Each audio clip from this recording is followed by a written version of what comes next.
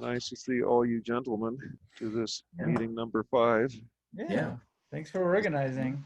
It's crazy that we're already on 5. Being military, and Sean wasn't at the last meeting either because of a customer obligation that popped up suddenly. But Sean's Mhm. got some military stuff to show off, and Oh, so does good. Jack, and I know Dan does. I do. Well, so who wants to go first? Anybody got time constraints? I don't have anything today. But yeah, I can go first. I've got three things to show that I thought would be kind of cool.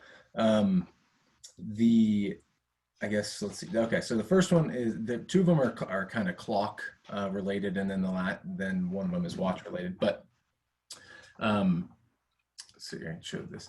The This is a Waltham 8-day clock that I got from my grandpa when I first started getting into watches back like when I was a freshman in college.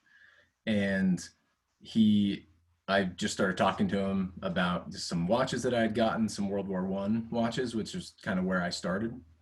And he went out into his shop and he opened up a random drawer and he said, well, I've got something that maybe you might be interested in. He said, it's kind of an old clock. I think it's like it was maybe on a dash of a plane or a tank or, some sort of military vehicle back in World War II. And he had gotten it from a guy that he worked with at the refinery. And it was just, something that somebody had kept on their desk forever. And I think the guy was retiring or something like that. And so he gave it to him as he was walking out. And it turned out to be kind of a good find actually. And the guy had built this little wood box for it, and it's built with like just kind of like brass shoe nails or something. So somebody had taken the time to put this together and sort of mount it in this box, and I've kept it on a bookshelf ever since. I sort of foolishly took it apart immediately, when I was very early in my watch capabilities, and I don't think I messed anything up too bad, but after getting it back together and stuff, I haven't really messed with it all that much. I did try and replace the mainsprings, which were broken when I got it, because you can still kind of buy them on eBay, but I don't know if I ever actually got them in there. They're huge and they're really hard to like wind in there. There's two of them, but this was just one that I've had for a long time that I thought was kind of cool. And it when I got it, the dial on it was kind of damaged and it had been refinished and reloomed and stuff like that. It wasn't terribly attractive, but it was cool. And then what I did was I found, a couple of years ago, I found one on eBay where it was just the dial and the movement was kind of roached, and it had a very similar dial to what was on here, but this one actually had the text on it that says, you're not gonna be able to read it, but it says Pioneer Instrument Company, Brooklyn, New York, and then it's got a little serial number underneath it. So I thought that was pretty cool. So I went ahead and put this dial on it, which is more original than the one that was on it, and it seems to fit all right. So this one actually has, I'll take the back off, it's got a 15 joule 8-day movement in it, which is kind of just a little bit more unusual. A lot of them are just the 7 joule. The back of the case says Alumac, New Jersey. So I guess that's like a proprietary aluminum kind of Yeah, product. could have been the case maker. Yeah. So it's got just a nice kind of 8-day movement in there, sort of 3/4 plate, and it's the 15 joule. So everything seems to be okay. And if you move the balance and stuff, the staff is fine, and it will run for a few seconds and stuff. So one of these days I'll get around to actually taking it apart and fully servicing it. But for now, it's just a really cool thing to keep on the bookshelf. It's very compact, and my son likes to go over and grab it because it's on the shelf that's at his height at the moment. So I kind of have to keep an eye on that. But so that was one. I thought that was cool. And then the other one is a watch. So this is one I got a few years ago, and it's just a Elgin A11. But when I got interested in these, I looked for a long time for one that had kind of just the right amount of wear to it, that looks like somebody had actually worn it, but it wasn't just completely worn out. And you can see the crown on it is all brassed and sort of worn smooth, and the lugs are kind of brassed on the back of it too. And Jack and I actually opened this one up a few months ago, and everything looks okay in it, but we haven't serviced it or anything.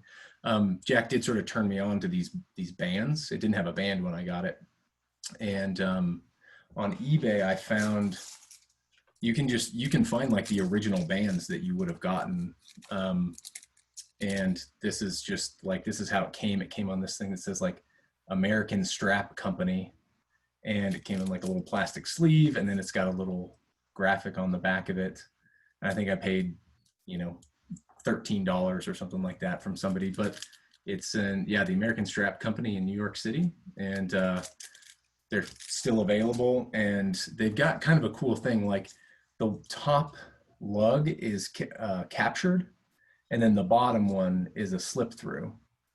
And so it's got a little bit of level of safety there from sort of a strap, if the strap breaks or one of the spring bars breaks. But otherwise, yeah, it's just kind of it's got, like sewn holes and kind of old hardware, and it just looks like new old stock. So I'm sure there's somebody who remakes these, and you can probably find really old Roach ones, but I just got this one new old stock on eBay. But yeah, that's my Elgin A11, which I don't know, I guess you guys can weigh in. My understanding was that the Elgin was the most common one, or that it was maybe the one that was actually more likely to be issued as opposed to some of the Walthams. I'd have to defer that to Jack or Dan if they might know. I don't know. I'm so okay. What's on the back, Sean? It's, yeah, I mean, it has it says AFUS Army type A11. Yeah, oh, that's cool.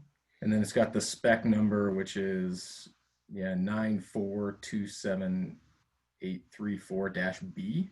So would that be when the Air Force was still part of the Army? It was AF U.S. Army or whatever it said. And that'd be cool if it was Air Force. It dates from when the Air Corps was part of the Army. The Army Air Corps. Okay, they call it the Air Corps. Yeah. Nice. Yeah, the Army Air Corps. Yeah. The engraving on there is still like legible, which is nice. And then the bezel and the back are both screw on. They have the little knurling, the little coin edge on them, both the front and the back, which is kind of nice. So there's that one, which I've always kind of, again, I've wanted to take apart and kind of get going and just wear it every once in a while. But for right now, it acts as sort of a nice just piece to kind of sit in the box and look pretty.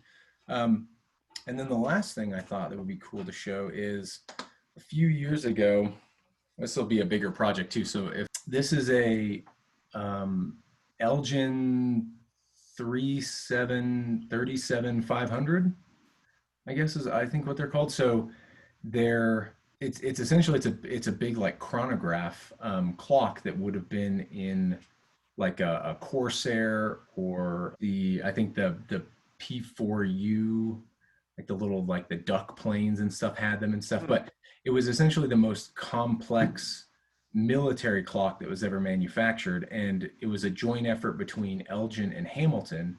And so you can actually find ones.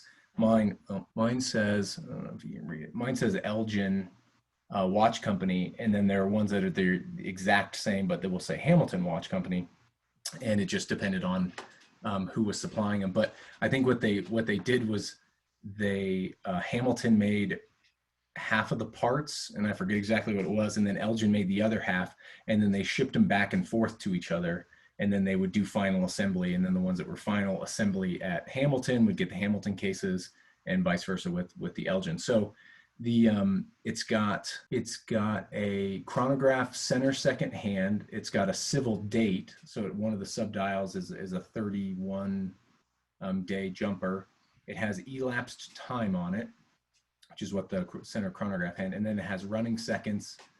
And then it has... And it's a 24-hour dial on it. Yeah, and the 24-hour dial. That's right. I didn't even think about that. So I saw an article that came on Hodinkee shortly after that talked about a guy who had bought one of these and was restoring it. And so they kind of showed a video on how to take it apart. And I got sort of inspired And I found a good sort of original one. Again, I haven't taken this one apart. It's still an ongoing project. But what I did do was, because it was a military thing, they needed to be serviced and they needed to be taken care of, and they were sort of rough and tumble to the point where the people that were servicing them were just mechanics, you know, that had gone through some little course or something like that. And so they offered these little guides that you can, now they just reproduce, right, for like $6 on eBay or something like that. I ordered it. And then it's got diagrams and a little explanation of how they work. And, you know, it's maybe like 30 pages. And then it's got a step-by-step, like how to take them apart and which, you know, step and where all the screws go, and like how best to organize it on your bench as you take it apart, and how best to clean it and stuff like that. So that basically anybody who had, I think they say, right, they have a little section in here that's like, here are the tools that you'll need. And it's like a small screwdriver, a pair of tweezers, and some hand levers, which they then show you how to like fashion out of like a, you know, a flat piece of metal, basically. So you didn't need very much to do it. And they make a point of talking about that. And they've got, yeah, like how to make the hand levers. They've got a little schematic down here for like the size and slope of how you'll need them. So, and then they talk about how to make a movement holder as well out of like a piece of pipe, basically, like what to file away on the pipe so that it won't damage the movement when you stick it in there and stuff. So, so that was cool. So I got this, and that's been on my bench for a long time. And I haven't gotten quite around to it. But one of the things I thought was really cool on here was the paint is UV paint. So you shine a black light on it. Is that what we did, Jack? You got the black light flashlight. So the UV charges it, and that's how it glows. So it doesn't actually glow in the sun. It's not a typical glow in the dark paint. So what they would have done is they would have, yeah, right. So so they have they had on the dashboards, they had little hood lights over these that were UV that you would turn on at night, and then that would illuminate all of your dash instruments and stuff. So you shine it on there, and it still glows really well. And it still, for whatever reason, has kind of aged that nice kind of like yellowy, creamy kind of color. And then the green color on there has also been one of those things that I've really kind of fallen in love with. The combo of that is really cool. And I think actually RGM makes like a version of this, a wristwatch version of this, where they use the blue and the cream color and stuff. So it's not a fully functional, you know, elapse time 24-hour dial thing, but RGM does have a version of this that was inspired by this clock. But this was kind of part of a larger project too, and I'll take you through some photos. What's the approximate date on that, Sean? I wonder if it has a date. I don't know.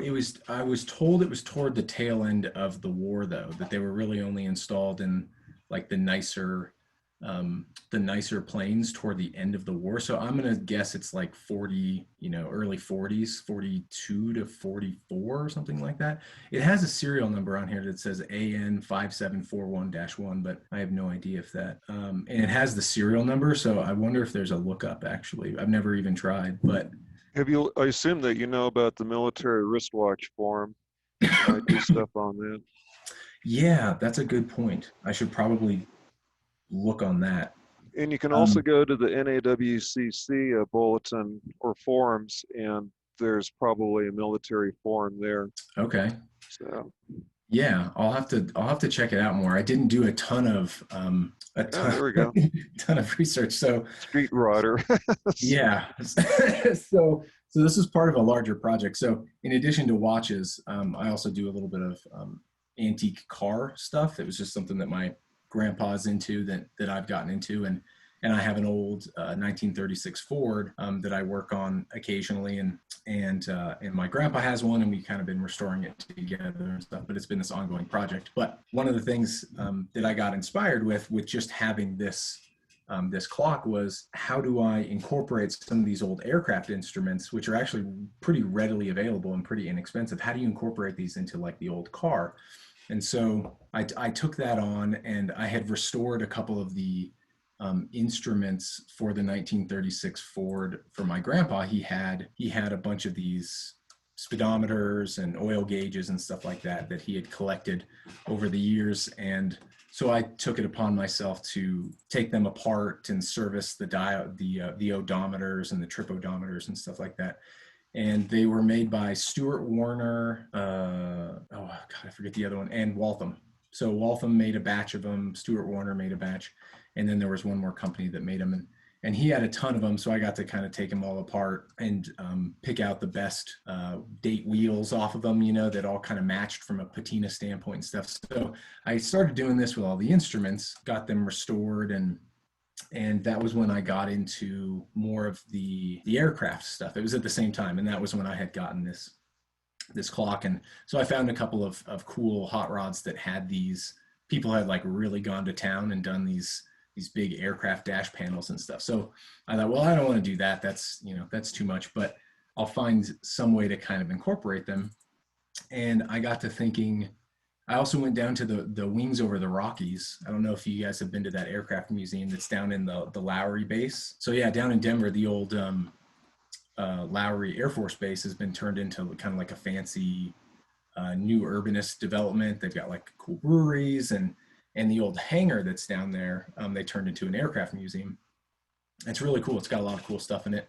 And they've got some watches and some clocks and stuff like that. And I went there, and there was a display, and they had some of these instruments. And one of the ones that they had was this little Hamilton elapsed time clock, which I thought was kind of cool. And I started to think about, I should incorporate a clock, because the old cars, a lot of them didn't have clocks as a standard feature. You could buy them as an aftermarket thing and have them installed, or they would sit on the dash or something, but they didn't have clocks. And I said, well, okay, well, that's the perfect confluence of what I do. So old cars and watches and clocks, I'll buy this. I'll find the coolest clock that I can, and I'll incorporate that in. And that happened to be this, the Hamilton Elgin 37500. So I said, okay, how do I do this? And then I looked at some more photos and what people would do, and with added things to the dash, because the dash itself actually looks like just kind of a plain, revealing too much.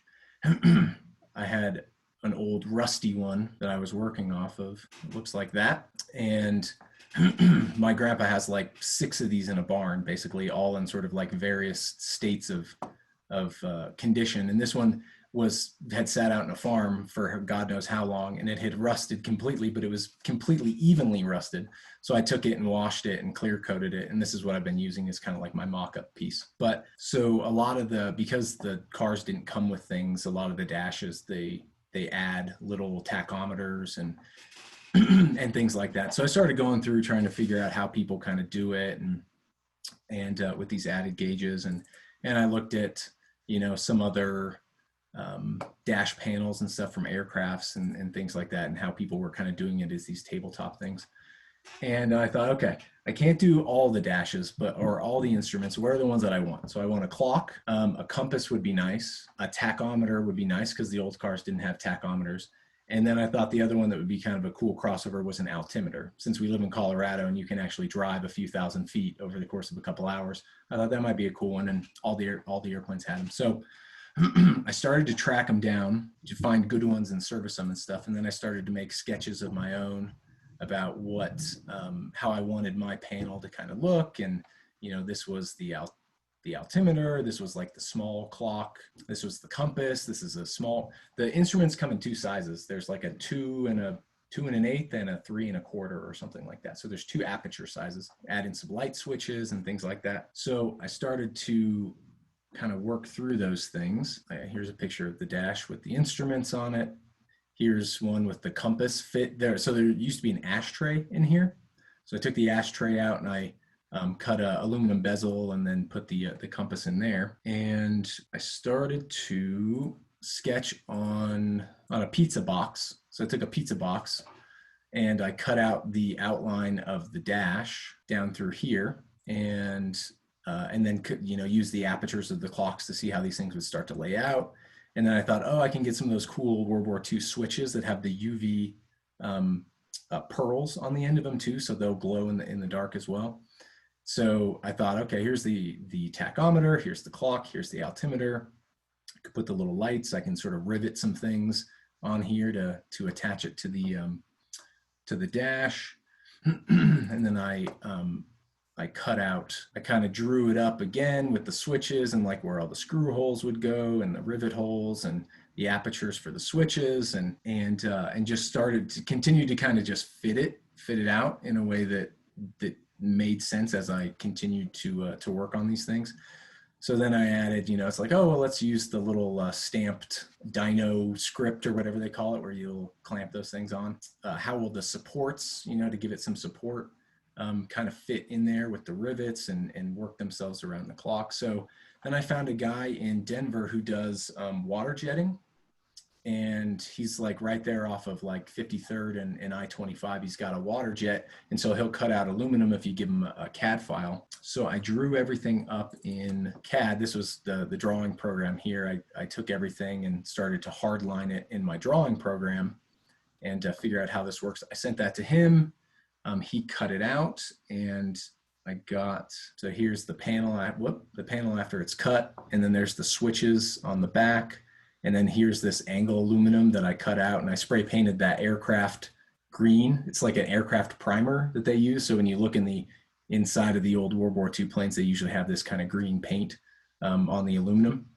And then I started to rivet these things on and screw them on. The back of it ended up looking like this. I installed these little lights. I actually got on eBay, I got these dashboard lights that have a hood on them that shine down the UV light on there. I got it all kind of mocked up to the underside of the dash. So I left a little space right there and then screwed it, just kind of bolted it with some big rubber bushing. So it's nice and tight, but it'll kind of flex a little bit. And you can see I bought the little switch guards off of eBay as well.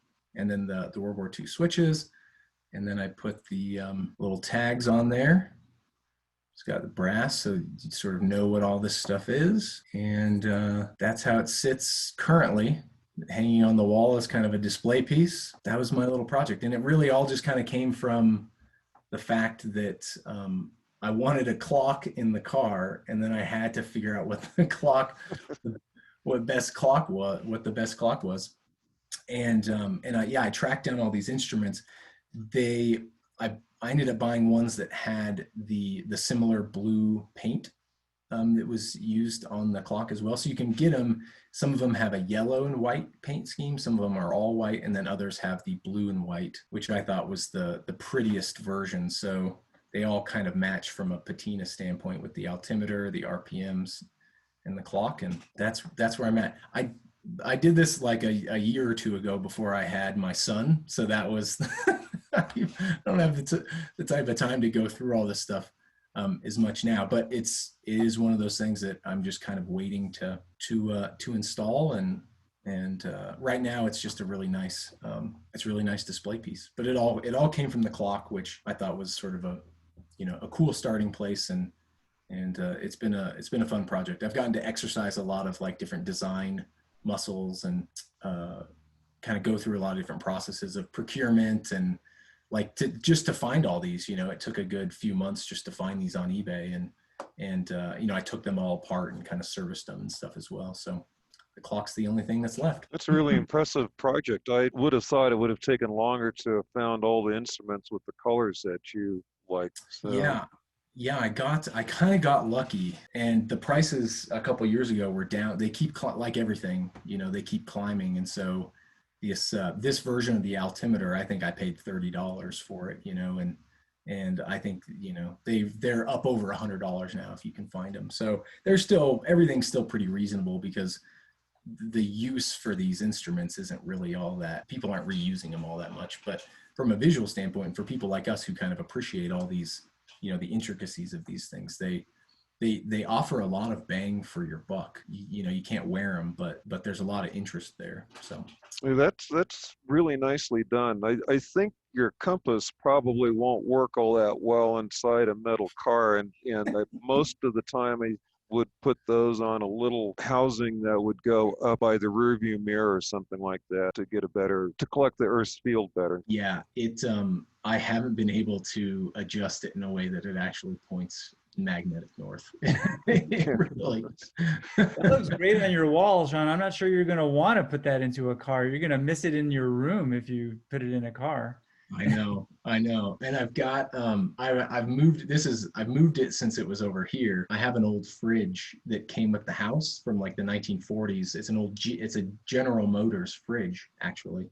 And it's white and it has this nice like hood ornament on it and stuff. So I've mounted it on the wall right above this fridge that is now our family beer fridge. That's and, great. And it definitely, I think you're right. And it's like, I'm not sure I'm going to want to move it. Yeah. It's become a piece of art. Absolutely. So that was it. That was kind of long. Sorry. That was maybe longer than I've ever taken, but. That's quite all right. You had a lot to show and a lot to share. That's great. Enjoyed it very much. Cool. Well, thanks guys for listening. That was, I plan to actually do like a little posting on the Hot Rod forum as well to kind of show people, because a lot of them kind of do stuff like this, but not as much, clock and instrument focused and stuff. So I'll eventually do that and see what comes from it. I'm actually more than happy to share all the files too, if anybody wanted to undertake something like this, the drawing files and all the info for the water jetting and stuff. I'm more than happy to just kind of open source it. So okay, you can, appreciate that. It looks good, but you can get those transfer letters if you wanted to replace those Dymo labels with. I don't know if they still make those. Back in the old days, you used to just get those sheets of transfer letters where you'd lay them out and just kind of rub them on from the back side, like any font you want, and it'll look more finished. Okay, that's funny. I hadn't even thought of that, but you're right. That oh man, there's a fly in my coffee. Probably from yeah, there's like all these old things that I went through. I went to a thrift store and I found the Dymo thing for like 99 cents. I was like, Yeah. I remember my grandpa having one, and so and they still make you can buy the tape on Amazon and stuff. So, but yeah, that's funny. I'll have to look for the transfer stuff. Yeah. The problem with the dynamo tape is that if it gets really hot, it will level out sometimes on you, and so your letters will become less prominent and the white will just start disappearing. Oh, okay. Good point. And the other thing you can of course do is the standard electronic labelers, P-Touch and all these other labelers. You can get clear tape for those, and so you can do black lettering on a clear background. If you wanted to, he could do like curved words to kind of curve around instruments. He could lay out the letters letter by letter any way he wants, and then put a clear coat over it, and it would be permanent.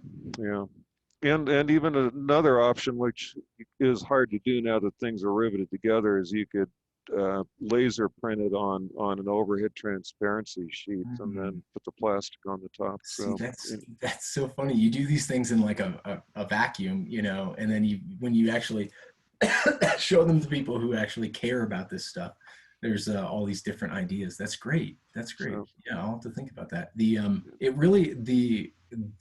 water jetting and the aluminum, because he just he said, oh, it's just easier for me to use like whatever aluminum he had lying around. It's 1/8 inch thick aluminum. It was $70, maybe $75 or something to get the panel cut out. So it really wasn't it wasn't all that expensive, assembling it. I took it to I did take it to a hot rod show that my grandpa and I went to after I finished it, and just kind of set it in the car. And I had a couple people ask about it, but it was funny. It was most people were there to see the car, so there weren't really, but most people didn't even notice that it was like it was some project that I'd undertaken. So, but yeah, so let me know if anybody wants any more information on this or on the gauges, or I've done like all of us have done so much research on all this stuff. I'm happy to share anything that anybody wants to know. Okay, sounds great. That's really nice. Thank you. Yeah. Dan or Jack, you want to go next, or Tim Moore? Anybody in a hurry? Nobody's in a hurry. So, Well, first thing is, Sean, is I'm going to be calling you after the meeting because I'm going to need your help, I think, with CAD, because I have a tool that I need to get made.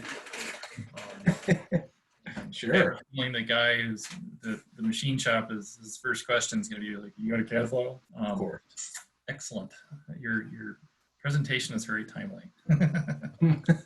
Nice.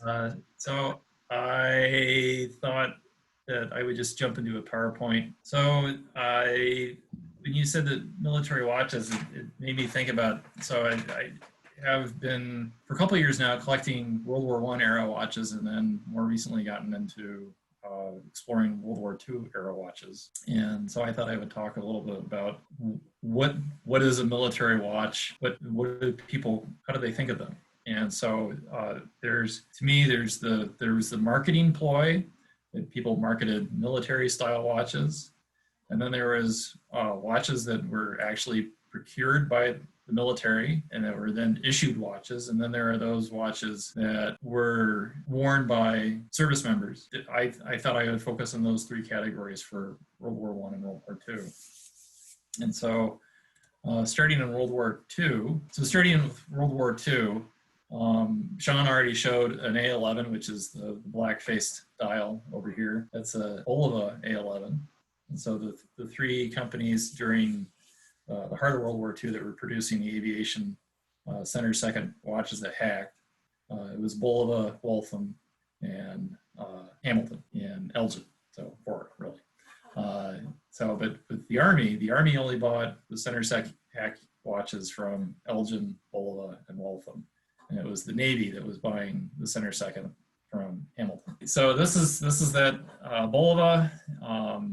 It has the markings on the back that specify that it's a Type A11, and it has in this case, it's not specifying specifically that it's Army Air Force, but this is pretty much what they were purchased for.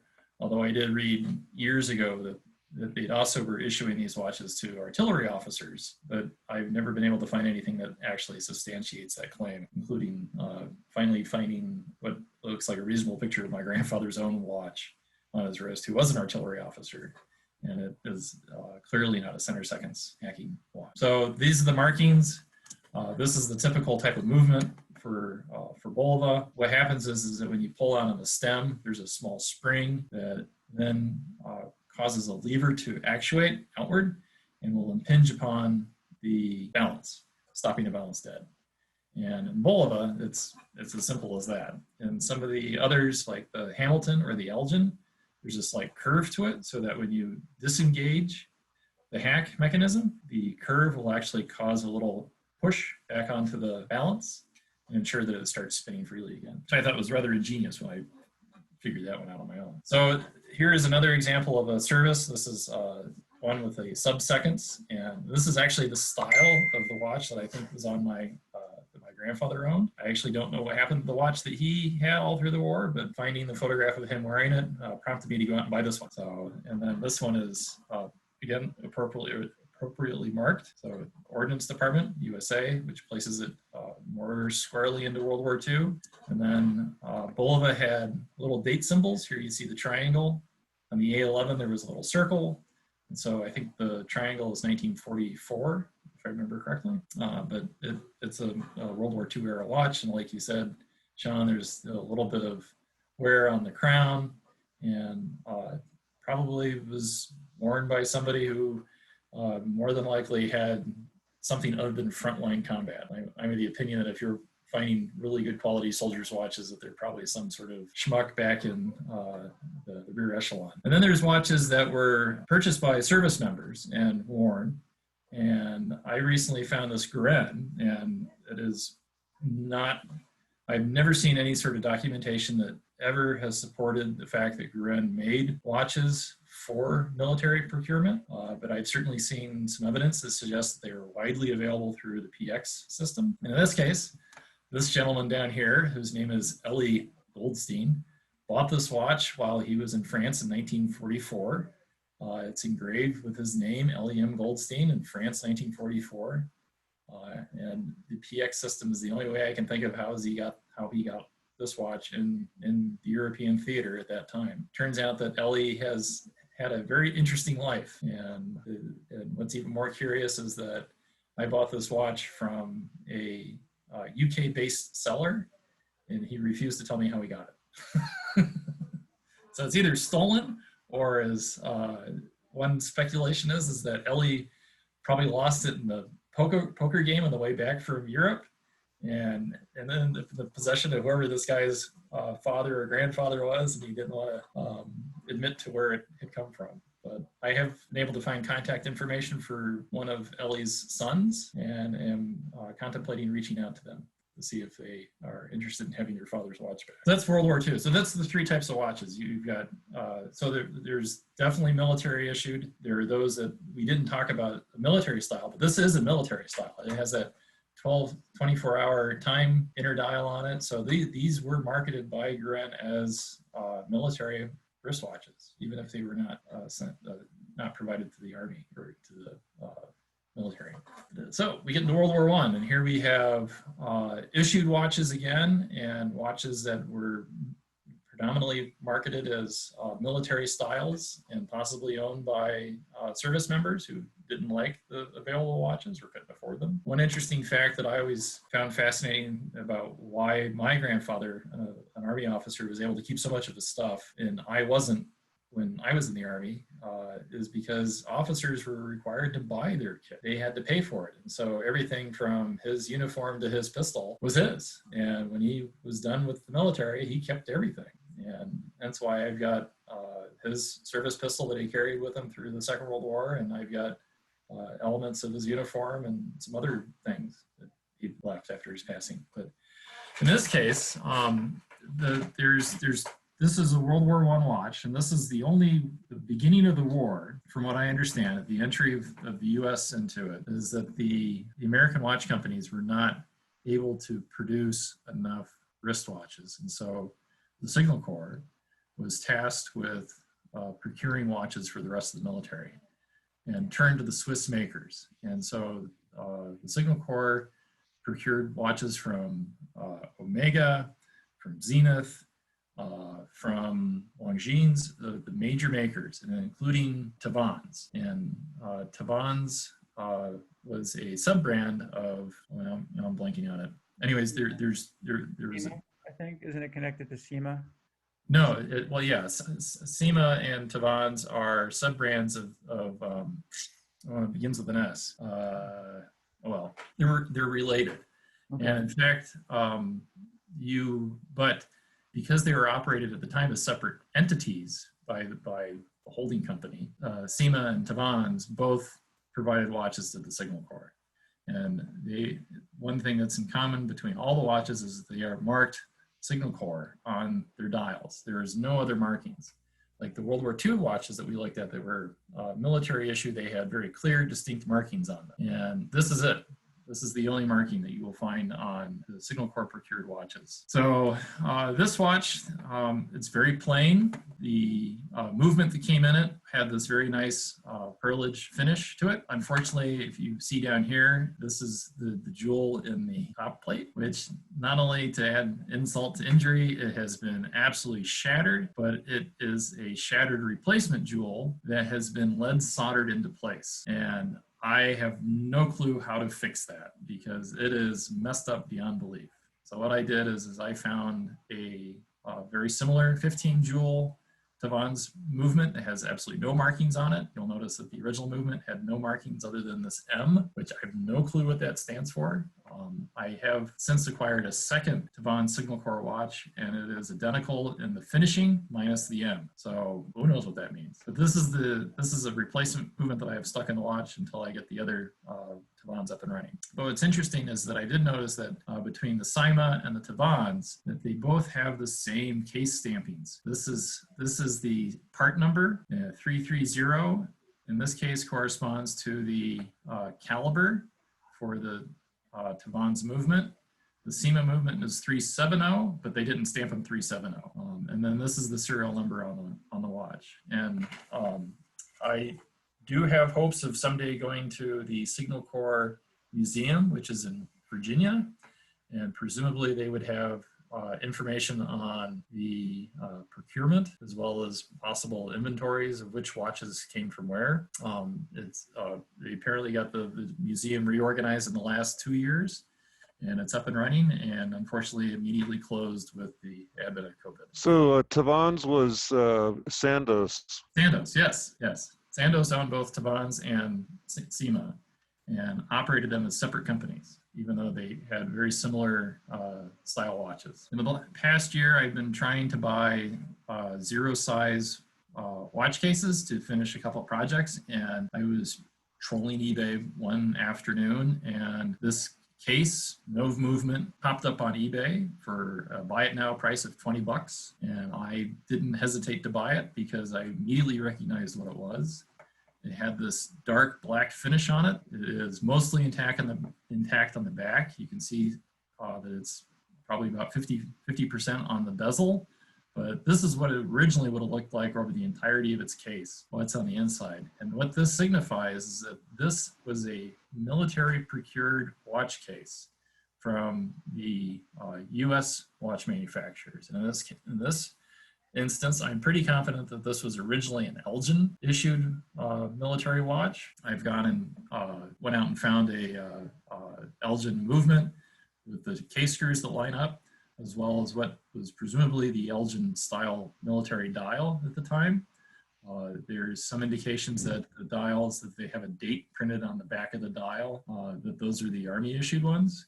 And in this case, this has an October 1918 date on the back. However, this case had been modified. There's 3 different sets of case screws inside of the watch case.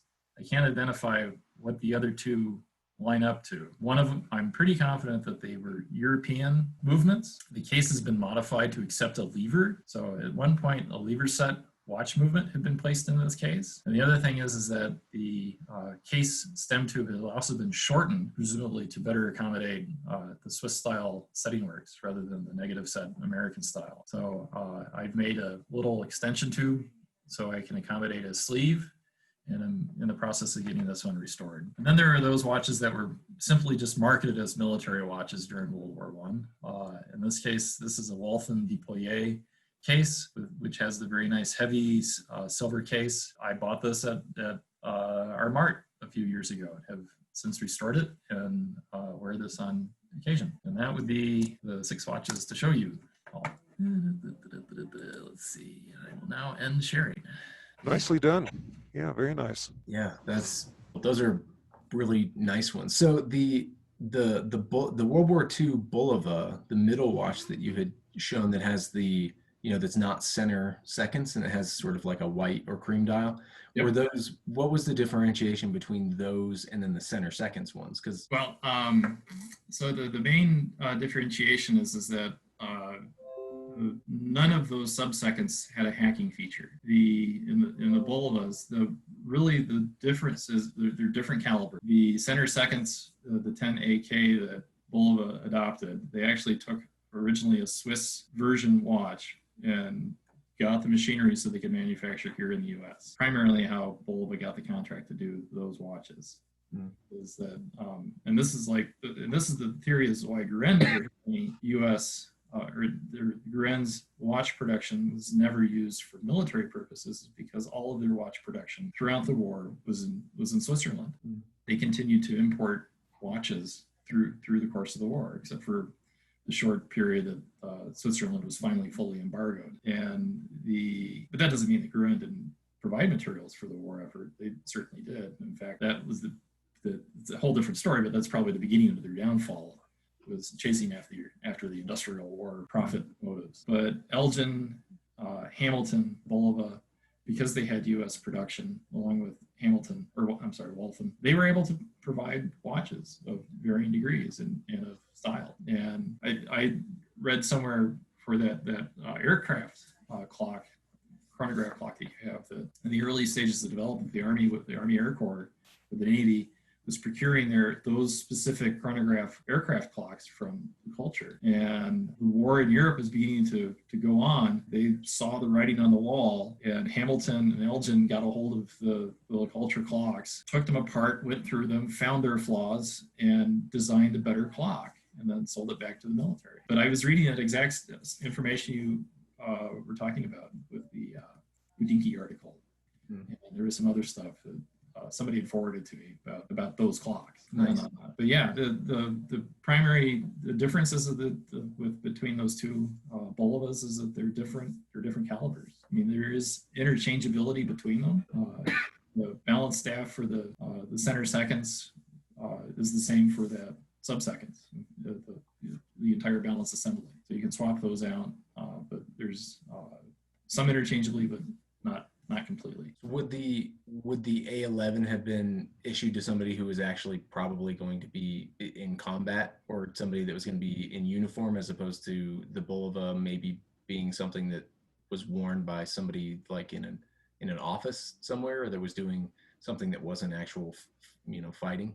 Well, they were procured by military, by the ordnance division or the ordnance department at the time, and they were either made available to officers for the officers to purchase with their kit, or they were then issued to soldiers. And by somebody, I mean in the rear, I'm talking like some supply clerk who's back in like London typing out supply orders. He's still in the Army or in the Navy or whatever he's doing, and still needs a watch. And he may have decided that he wants the A11 rather than the basic sub-seconds dial.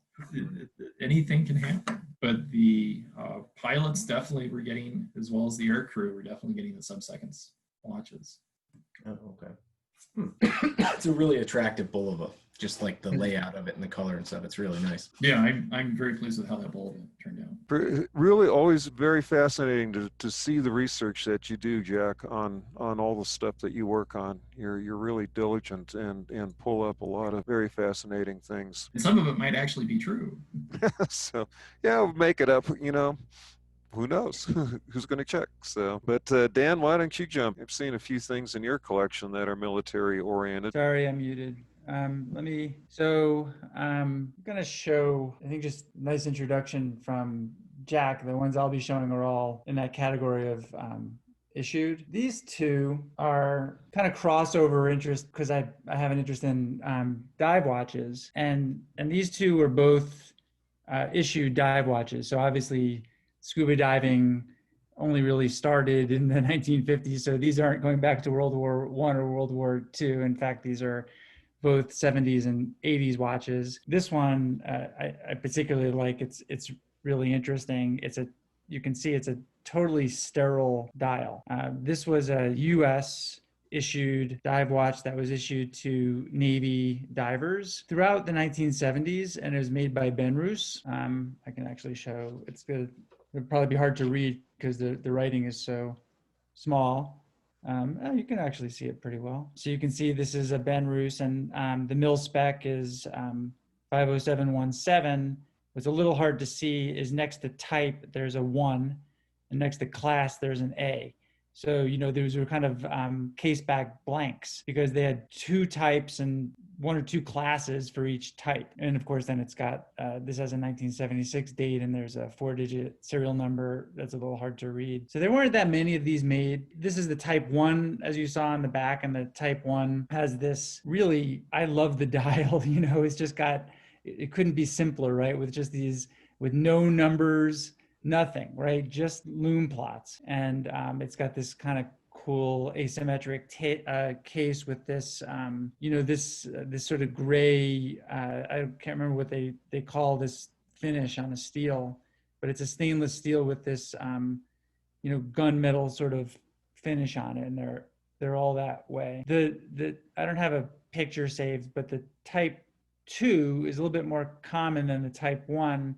The type 2 is also sterile in the sense that it doesn't have Benrus on it or any writing on the dial, but it has a lot of numbers. It's actually got an outer circle of 12 and an inner circle of 13 through 24. So it's a much busier dial, but also sterile. And these are only available as military issued U.S. Navy dive watches. These were never sold to civilians, and that actually makes them a little harder to find and kind of interesting. So these have become, I think, a little bit more popular on the collector's market recently, but they always seem to me like a great collectible watch because they were only military issued, and US military issued dive watch is kind of a cool thing. And as Jack was saying, I mean, this one, someone was pretty careful with. It was a US Navy diver because it didn't get too badly beat up, but these were all issued. This is also a military issued dive watch, but other than that, it's actually not anything special. It's a standard Tudor Submariner, but throughout the second half of the 1970s and the first few years of the 1980s, they issued small batches of these to French Navy scuba divers from France. They had this case back that you can see in the center says MN. This says MN82. So that stands for Marine Nationale 1982. This was issued in 1982. So one of the later ones. I think they only went through 1983. And other than that, they're, as I said, they're identical to a standard Tudor Submariner. At the time, they come in different variations. This is the least desirable variation because it just has the very simple standard Mercedes hands, not like the beautiful snowflake hands that some of the Tudor Submariners have, or a blue dial, for example, that some of the Tudor Submariners have. But all of those variations were at times issued to these Navy divers, and sometimes they were passed from one diver to the next, but then decommissioned at some point. And people try to keep those decommissioning papers with the watch if they can, but it doesn't always happen. It's hard to sometimes recognize what's legitimate one versus a forgery, because these are civilian watches, with the main difference just being that case back engraving, which is, as you imagine, not too hard to replicate. But at this point, collectors have kind of determined which small batches of serial numbers were the ones that were issued to the French Navy. And so that's probably the most reliable way to identify a real one from a faked one. It's just military watches become more collectible. There's more incentive for people to fake these things. So those are my two military issued dive watches. I have here's one that's a military issued Air Force watch. Obviously a Lemania chronograph. Lemania made many chronographs that were issued to Air Forces all over the world. This is a British one, Royal Air Force, but they made military issued pilot watches in many different European countries, famously Sweden, South Africa, Canada, and both with black dials and white dials. Also, they made a very similar version to this with no loom on the dial that was used in nuclear submarines. And they also made a Navy pilot version of this same watch for Great Britain, certainly. The basically no difference at all between the British Navy and the RAF version, except the markings on the back. The 6BB indicates that this is a Royal Air Force version. And the last number, 63, is 1963, which I love because it's a birth year watch for me. And it's one of those rare watches that you actually really, really do know exactly when it was made. And it's written right on the outside of the case. It has Lemania 15TL movement, their kind of standard movement. And so if you look around, there's a lot of these, and I actually am a little bit unsure whether this is the original dial or not. It may be, but in some of the earlier ones, they originally came with radium dials, and then those radium dials were swapped out by the British Ministry of Defense at some point with tritium dials. This is 1963. It's kind of borderline. The tritium dial could be the original one in this case. I guess it's a little hard to see with the sweep hand in the way, but what I'm getting at there's that T under the Lemania. You can see, which indicates that this is a tritium dial. The main way to tell, I guess there might be T's alongside the Swiss made. I can't really see. I don't think so, but the big T is sort of the giveaway anyway. It's a mono pusher, obviously. Still continuing to go back in time. Here's another pilot watch. I don't know why this is a pilot watch, but the Czechoslovakian Air Force commissioned, actually I wanted to show this other one, commissioned these sort of cushion cased pilot watches in the 1940s, starting at the very end of the Second World War, but continuing after the Second World War, from Eterna, Lemania, and Longines. And, this is obviously the Eterna version. And they have this word Magitek on the back, which, I don't know what it means in Czech, but it somehow indicates that it's like a Air Force watch. And so these have a nickname, Magitek watches, but they're basically, they were initially meant to be issued Air Force watches made in Switzerland for the Czech Air Force, and there are these three. And so I have all three. The Longines is gigantic. You can see the 24 millimeter strap, and the Lemania and the Eterna are smaller and have very oddly a 21 millimeter strap, which is not so easy to find. But the Longines have become very desirable, but I really like the Eterna. I just think it's got a beautiful shape to it, and the gilt print on the dial and the glossy dial I find really appealing. And I also just think these crossed swords that some people think are a pair of scissors up on the lug is kind of a cool touch. That's only on the issued versions. I should mention that all three of these were also sold to civilians. They're special markings for the ones that are military issued, like this one, the crossed swords, and the Lemania, the case back engraving. And this Longines was not military issued. This is a civilian one, and it has a plain case back. Although some people claim that they have extracts of the archive from Longines with plain case backs that indicate were military issued. I haven't personally seen that. And then the last one I have was, so we've done Navy, Air Force, and this is an Army issued watch. This is also a Longines. This is from 1944, and people may be familiar with this type of watch. They're called WWW watches. So these were commissioned by the British Ministry of Defense during the Second World War with specifications, and 12 different Swiss manufacturers responded and produced watches to these specifications. 12.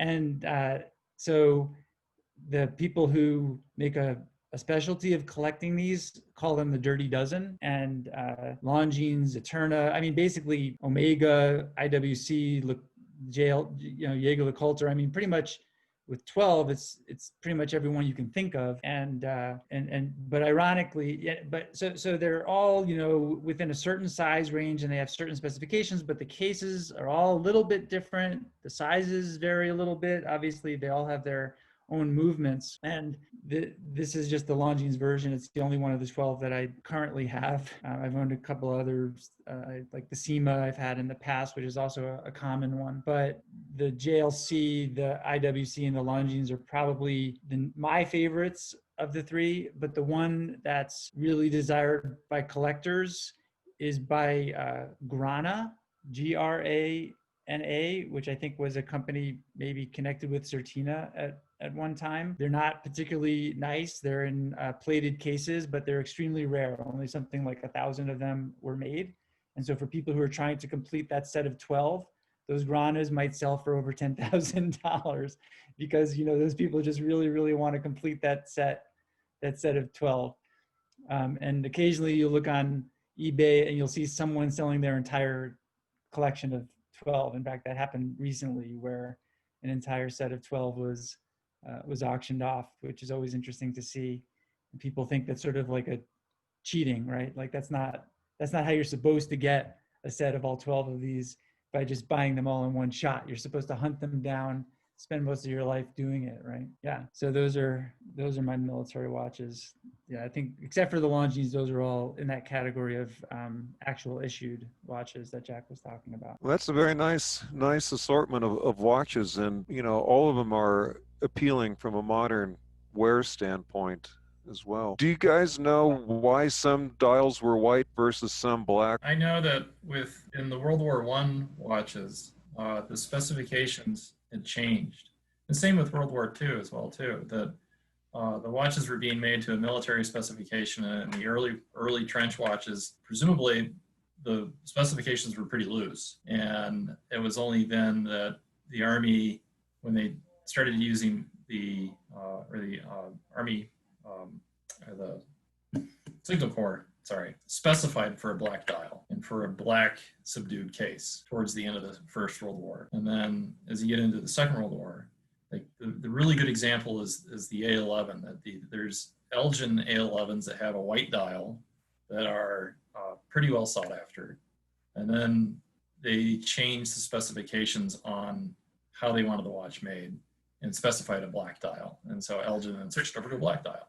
But it apparently didn't affect how things are issued, because it seems that there is some intermixing of black dials and white dials in serial numbers for watches that seemingly were overlapping with each other, and how they were, as they finished off the white dials, they started putting in the black dials, and the cases and everything else are the same. So, including the specification numbers in the back. But but for the A11s, like the specifications changed over time as things were, as new procurement orders came through. They would find flaws with the previous set and write something different into the next one. But yeah, the colors of the dials were determined by what was needed by the military. And I don't know if this was the case in the US, but in the British Ministry of Defense, they would take these watches back and recycle them and issue them to new people over time, and they'd service them and replace parts. And so you end up with these watches that obviously have mixed up parts, but they were actually that way, and including dials. Yeah. I talked with a retired military watchmaker who worked during the Vietnam War, and the thing that stuck with me is he said they would get a watch in, and they would like to see what parts they had to get it out the door as fast as possible. Yeah. And things got mixed up, and so there's like the school of thought. There's these purists who are out there who are fanatical that, like, oh, if this stamping is not in the right spot, it's a fake, without ever taking into consideration the fact that expediency in servicing was paramount for service members who relied upon these. I don't understand how you can be so puritanical about a watch that has seen service on the arm of somebody who saw combat, or even if they were just some guy pushing papers in an office and 50 miles behind the front line. It's still, things get serviced and things still need to get out the door. And so they're going to do it as quickly as possible. But there also, don't get it wrong, but there also are fakes out there. I just faked an Elgin, so. Yeah, there's no way to tell the difference. That's right. And sometimes there's no way to tell the difference. That matte finish on your Type 1, is it what's the term, parkerized? Oh yeah, that's right. That is what people call that. I've seen that. Yeah. There's various of those proprietary, kind of matte finishes, but I think parkerized is exactly the term I've heard for these particular cases. Yeah. Okay. Does anyone know, is it a mechanical finish or is it like a chemical finish or something? Like, how do you get that on the steel? It's chemical. I believe it's an acid etching that's done. Okay. And it's just superficial. I mean, you could polish it off. Yeah, and people do. No, I'm not suggesting you'd want to do that. That Tudor, Dan, is like crazy nice. It's funny because I guess it is maybe the least desirable of them, but Right. But it's still a really nice watch. Yeah, it's in nice condition, but from my perspective, it almost looks too new. It's kind of like for whatever reason, it's actually common Tudors from this era. The tritium lume really didn't age very much from the late 70s and early 80s, so it doesn't have that like nice yellow to it, even though it is old tritium. I've tested it with various light sources, and it is old tritium, and it's in nice condition. But yeah, I mean, from a collectible standpoint, people would really love the blue dial and the snowflake hands, and things that are more distinctive. This is very plain, but yeah, it's in nice condition. Yeah, it's funny because it looks more like a Rolex, being that it has the Mercedes hands. Right. And, from a distance, you just think that was just a standard Submariner. Yeah, the only thing is, I mean, it's very subtle, but the triangular markers at 3, 6, and 9 are sort of a little bit distinctive. Yeah, that's cool. I didn't even realize that. Okay, nice. Awesome. Is that bands from the that woman that makes the bands? What is her name? Yes. Yeah, actually, that's right. I should have pointed that out. So there's a story that that some of these Navy divers were paratroopers, and they fashion. So these were never issued with bracelets, which would have been typical for Rolex and Tudor to be issued with bracelets, but these were not. They were issued just with straps. And when the straps wore out, the story goes that these paratroopers fashioned straps from the elastic straps of their parachutes, something connected to the parachutes. There was some piece of a strap of the parachute that was apparently approximately the right size. And they sewed straps like this with the green and the yellow stripe is sort of the color scheme. So you can actually still find those, but they're elastic, so they're not in very good shape after all these years. But so this is a reproduction strap that's made. Yeah, I mean, I did buy it from that woman in France, but there are a few different companies making these reproduction straps. They're very comfortable. They're these elastic, and I like them a lot. Nice. Yeah, I've been looking for an excuse to buy one of, to try one of those straps and fit it on one of my watches. I haven't decided which one to do it yet, but that's cool. Watch straps, as far as I'm concerned, are a whole nother can of worms when it comes to military style watches. What's correct, what it should be, and oh, good gosh. And then people want them, and you're like, well, I made it myself. Why don't you make it yourself? And they're too lazy and they want to buy them. They should find friends like me or you, Sean, who harass each other to make each other straps. Oh yeah, there you go. Yeah. Yeah, I am capable of doing a number of strap designs and stuff. If anybody's ever, wants something, it's not something I will do with any type of expediency or or real precision, but I do have lots of leather, and it is something that I've done in the past. So it's just one of those fun things to do every once in a while. I think at the first lunch that you came to, or the only lunch you came to, you had a strap that you had made it was very nice. Yeah. Yeah, on my Hoyer Altavia, I've got a nice rally strap that I made out of that's so funny that you remember that. Yeah, it was an Armani belt that I got. I was like, this leather's still in good shape and it's nice, and so yeah. For what it's worth, Dan, while you were talking about the watches that you have, that I think it was the Lamania, you mentioned the Magitech name. Yeah. I punched it into that World Authority on Languages, Google Translate, and it came back with just property. So maybe it's part of the designation on the back there as to who this belongs to is just the first word. Yeah, the rest of it says Magitech Vojensky Spravi. So probably that's like the Czech Air Force part. Magitech is just the property part. Okay, that's not very... It is funny. That's ironic in a way, right? That people call them Magitech watches, which just means property watches. Well, Tim, while you're going, you want to you got something to show? I guess I could say one thing. Let's see. I've always had a thing for true 24-hour dial watches, sort of like the Hamilton 92. And I happened to be looking at eBay one day, and sure enough, somebody was advertising fairly reasonable price of $49.92B, and I bought it. Well, when it came, now interestingly enough, they did not have any pictures of the movement in the listing, and they claimed to be a charitable organization like a Goodwill or something like that, and they said they didn't want to open the watch because they were afraid, and so on and so forth, and it was a low price, so I bought it. Well, when I got it, it did indeed have the Hamilton back on it that indicated it was a 4992B.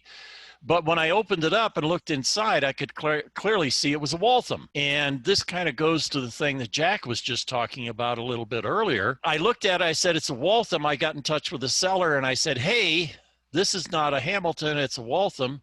And the seller came back and said, well, you have forfeited your return privileges because you opened the back and therefore you have altered the watch and you may not return it. And we went round and round and round on this and went round and round with eBay. eBay ruled in their favor, which just astonished me and astonished everybody else that I talked to who knew anything about eBay, because they all said, oh, if you're on eBay, it's the buyer. The buyer always wins, not the seller. So anyway, I kept it.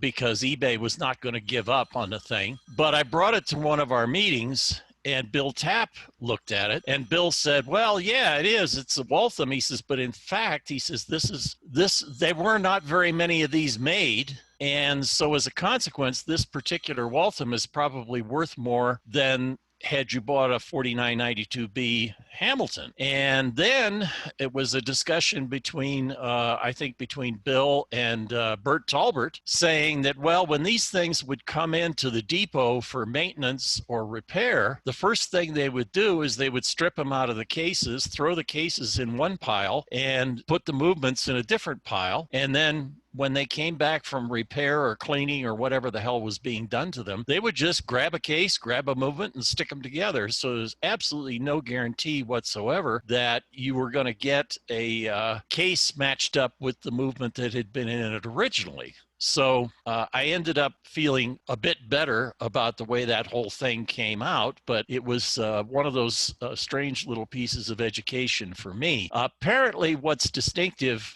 about the Waltham version of this watch is that black wheel in there. The Hamilton has a brass colored or gold colored wheel in approximately the same position. So that's about all I know for that. And that's all I brought today. Are you going to give one of these to RJ or RT up at Vortic and have him make you a big old wristwatch out of one of them? I don't think so. I don't think so.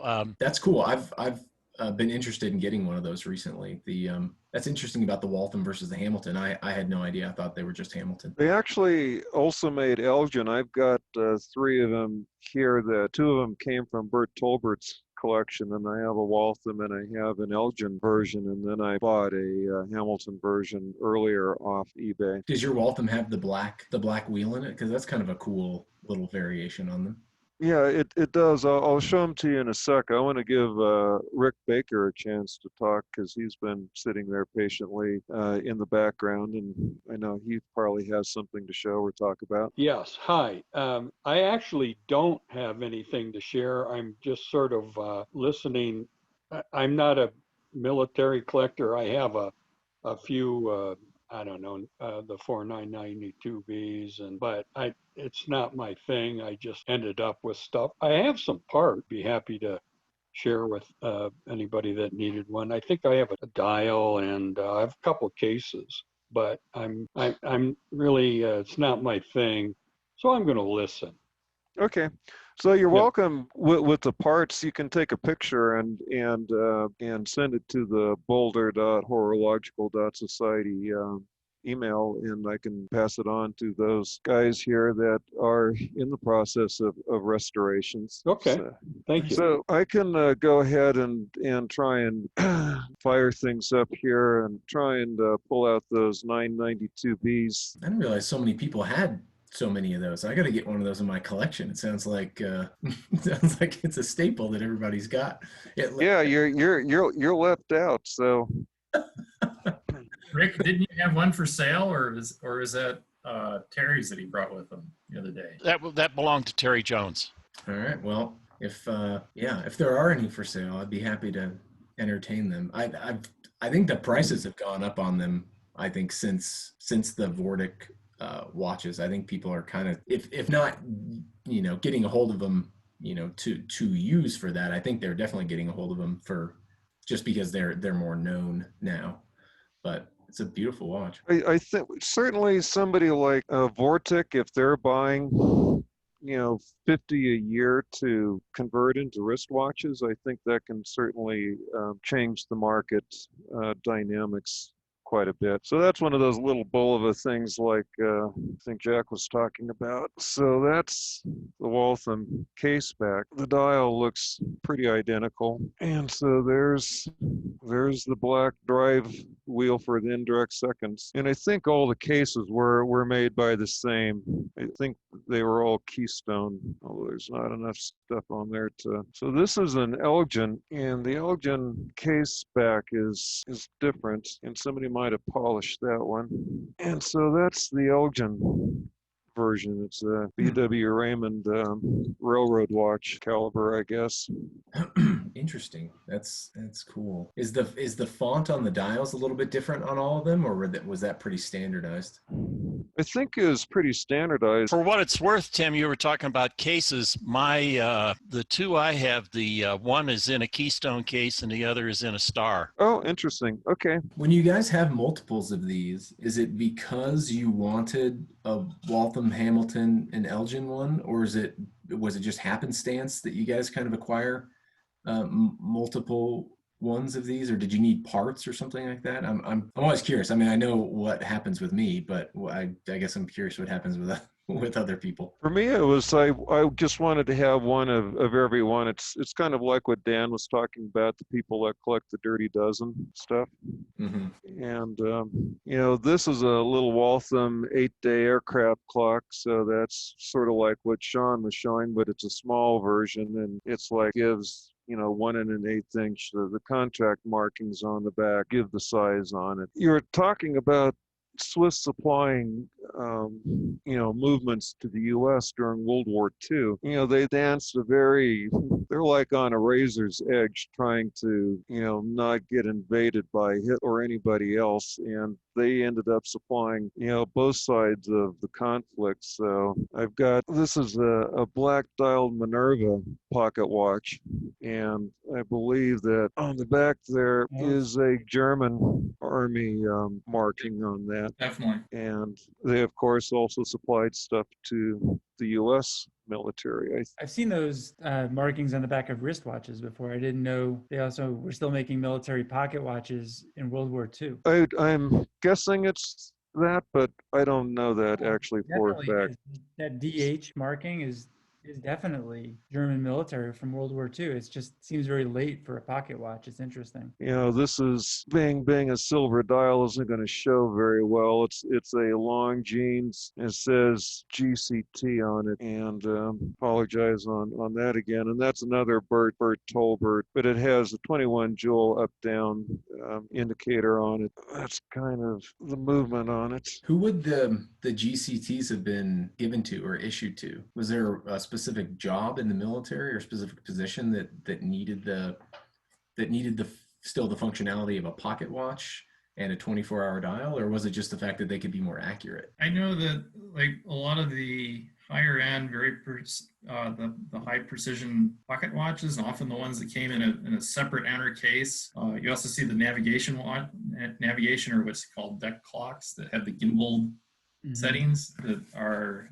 usually associated with the Navy or with navigation. Yep, there's one. Or this is aircraft one. Yeah, they were used in aircraft, but I also know that, and this is because of the research in my own family history with my grandfather being an artillery officer, that those types of clocks were also given or used in the artillery because they had to have very precise timing control on fire.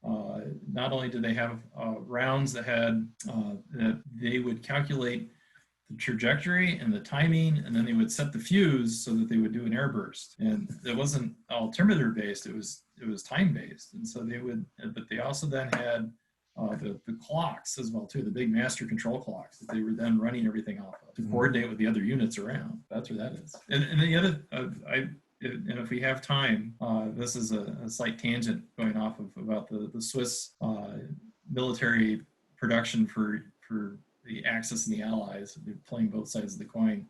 If I can share my screen again, there's this little snippet that I've got. Hopefully you can see that. And this is an extract from the Congressional Record talking about in 1943 about how the importation of Swiss watches and watch movements into the American markets is made possible only by the access permitting Swiss watches and watch movements. And the other thing is that it's the brass and steel used in Swiss watches are derived from current imports from Germany into Switzerland. So this is one of the things. It's like I'm sitting here wearing my, I wear my nice Red watch from 1943, and it's a stainless steel Swiss case, and I'm like, oh, it's Swiss and Nazi materials, and I was like, no wonder why the Guerin didn't have contracts.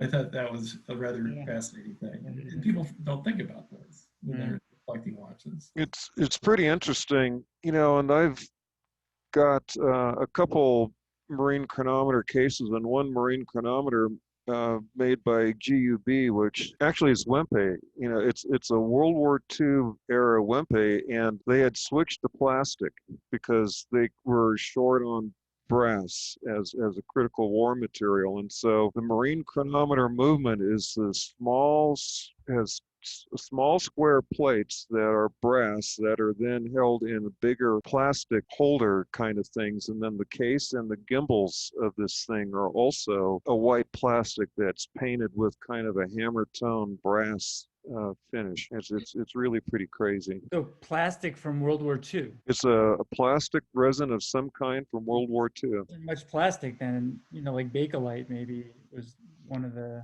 Yeah, some Bakelite version, but this is a white plastic, and I don't know if Bakelite can be also white, or if the Germans had developed some other plastic resin during the war. But Bakelite is a phenolic resin, and there is a number of other plastics that were available. I mean, plexiglass was invented in the 1930s, I believe, and was used. But, so yeah, it could be something other than Bakelite. Think the 20s, the Army Corps of Engineers, there's these pocket watches, and contract was issued, I think, to Ulysses Nardin and a few other companies. And so you find these big out-of-focus pocket watches that have a USA on the back, and they'll also say Army Corps of Engineers. And a lot of times they get polished out, and you'll actually find these things with the Glashütte movements, with Ulysses Nardin movements, Henry Moser movements. And Ulysses Nardin was even labeling Movado pocket watch movements as Ulysses Nardin, but Movado had a very characteristic bridge layout. But there's an article in the NAWCC on them, and there's a whole bunch of people collecting those things. And here's a little teeny thing, and it's got a 24-hour dial, and this thing has a stud on it. So what this thing came off of was an aerial camera, and there was an altimeter and a watch on a little separate side part of the camera system, and you would get an image of the altitude and the time as well with each frame that was taken. And you'll also see these same watches on oscilloscope cameras, where they would have an early radar screen, and they would have a time-lapse film camera taking pictures on movie film, basically, and there would be these little clocks alongside it to record the time as well. Yeah, the museum that Sean talked about that's over at Lowry Field? Wings Over the Rockies is what you're talking about. They actually have a very nice exhibit there on early aerial photography that shows some of the early cameras going back to like 1919. And that the development of the cameras and improvement of aerial photography includes, I'm sure there's those watches included. Camera still. I'm going to do a screen share again to my phone. Okay, so this is a book by Marvin Whitney, who was a guy who worked in the Naval Observatory chronometer shop, and so he's written these books on military timepieces, and he's got some of the service things on it like Sean was showing. And you can also buy a large reprint of a military service guide for timepieces that is fairly similar, and I've got one, but I couldn't find it prior to this. And this was another book that Marvin Whitney had written on the marine chronometer. And then this is my little Bulova Ordnance Department watch watch that I got recently. Don't know the era of it, but spring bars and such. And then I've shown this before, my Russian dive watch, which I don't know if this is really military issued or not, but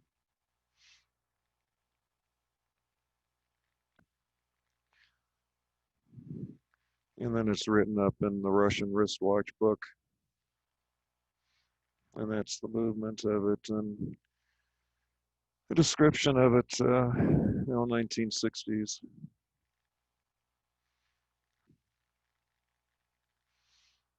So Sean, if you're into military wristwatches and timepieces, this Marvin Whitney book, which you can buy, covers a lot of ground. So the Whitney book I borrowed from the NAWCC library and returned it about a month and a half ago. It actually is a little slim on watches in my opinion, but it's very strong on clocks and chronometers and pocket watches. So there is that caveat about it. But if you're an NAWCC member, you can just borrow it for a month for the price of postage and your membership.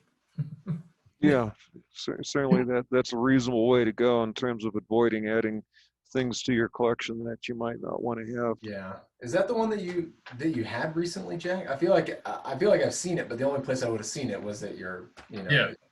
Okay. Yeah, I think I took photographs of half the wristwatch pages that were in the book. Somebody told me, Jack, that particular field manual that you just showed was written by Henry Freed. Do you know that? I have heard the same thing, but I don't know how true that is.